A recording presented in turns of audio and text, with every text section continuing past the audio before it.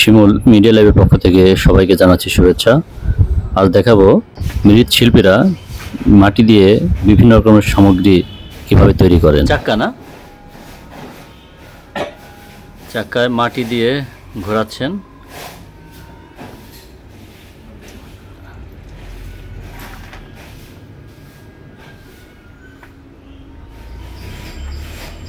প্রেমানন্দ পাল কাকার সাথে কথা বলছিলাম।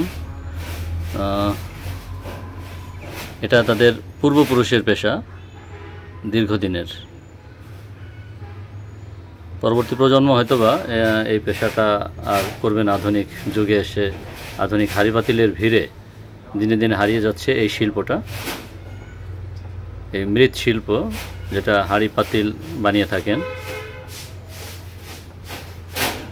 কালের বিবর্তনে আসলে আধুনিক যুগের ছোঁয়া, আধুনিক হাঁড়ি পাতিলের ছোঁয়ায় আস্তে আস্তে হারিয়ে যাচ্ছে।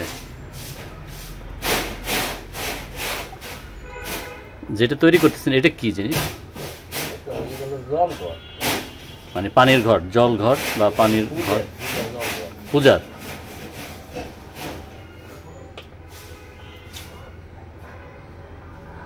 রোদে শুকাইতে কয়দিন লাগে এটা নামানোর পরে?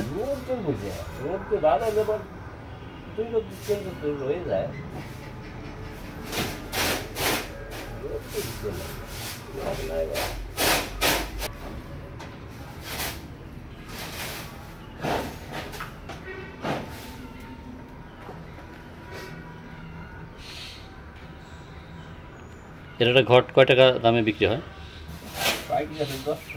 পাইকারি 10 টাকা।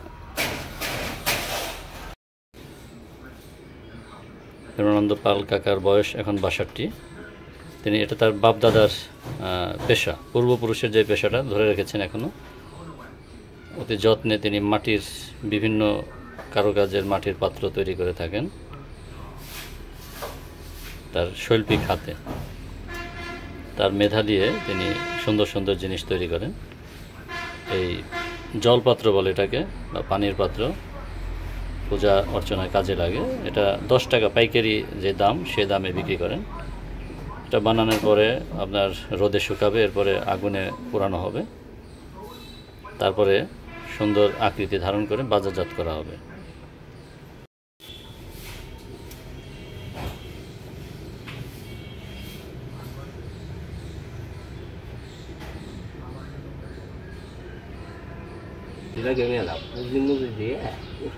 খড়ির তো দাম অনেক।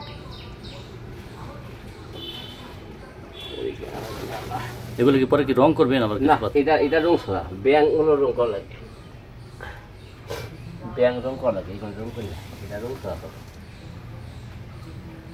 এই জলপত্র 500 পিস অর্ডার রয়েছেন বলে জানালেন আমাদের।